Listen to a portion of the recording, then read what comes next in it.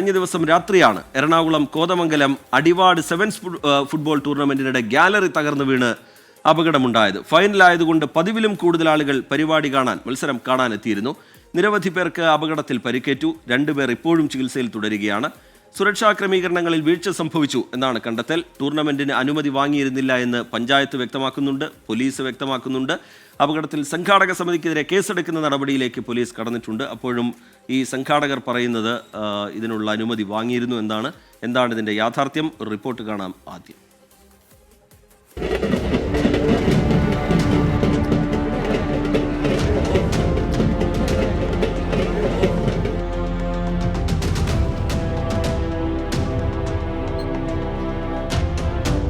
പത്തടി ഉയരത്തിൽ 8 തട്ടുകളിലായി ഉണ്ടായിരുന്ന ഗാലറിയാണ് ഇന്നലെ രാത്രി ഈ ദൃശ്യങ്ങളിൽ കാണുന്നത് പോലെ തകർന്നു വീണത്.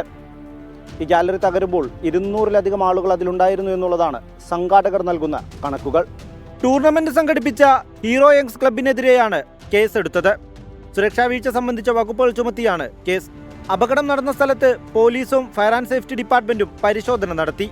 15 ദിവസം നീണ്ടുനിന്ന ടൂർണമെന്റിന് അനുമതി വാങ്ങിയിരുന്നില്ലെന്നാണ് പഞ്ചായത്ത് വ്യക്തമാക്കുന്നത്. ടിക്കറ്റ് അടിസ്ഥാനത്തിലാണ് ടൂർണമെന്റിൽ ആളുകളെ പ്രവേശിപ്പിച്ചതെന്നും ആരോപണമുണ്ട്. സംഘാടകർക്ക് സംഭവിച്ച വീഴ്ച സംബന്ധിച്ച് പഞ്ചായത്ത് പോലീസിന് റിപ്പോർട്ട് നൽകും. അതേസമയം അനുമതികൾ വാങ്ങിയ ശേഷമാണ് ടൂർണമെന്റ് സംഘടിപ്പിച്ചതെന്ന് ക്ലബ് അധികൃതർ പറഞ്ഞു. നമുക്ക് അനുമതി എല്ലാത്തിനുണ്ട്. എല്ലാ ക്രമീകരണങ്ങളും പൂർത്തീകരിച്ചായിരുന്നു. അതുപോലെ നമ്മൾ ആംബുലൻസ് സൗകര്യം എല്ലാം ഏർപ്പാട് ചെയ്തിട്ടാണ് ഇവിടെ മത്സരം സംഘടിപ്പിച്ചത്. അതാണ് വിത്തിൻ സെക്കൻഡ് നമുക്ക് ഇവിടുന്ന് ആളുകളെ, പരിക്കേറ്റ ആളുകളെ എത്രത്തോളം, ഏതാണ്ട് 35ഓളം ആളുകളെ നമ്മളപ്പോൾ തന്നെ ആ ഗാലറിയിൽ ഇരുന്ന ആളുകളെ ഹോസ്പിറ്റലിൽ ആക്കാൻ സാധിച്ചതുകൊണ്ടാണ്. ഇന്നലെ രാത്രി 10 മണിയോടെ ഉണ്ടായ അപകടത്തിൽ 50ഓളം പേർക്കാണ് പരിക്കേറ്റത്. ചികിത്സയിലായിരുന്ന 37 പേരിൽ 35 ആളുകളും ആശുപത്രി വിട്ടു.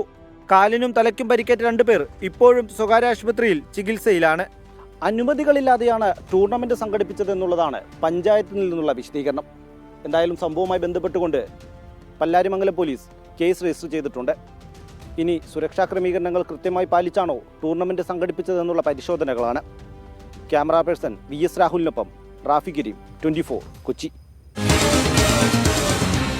പൊതുജനം കഴുതയല്ല സാർ.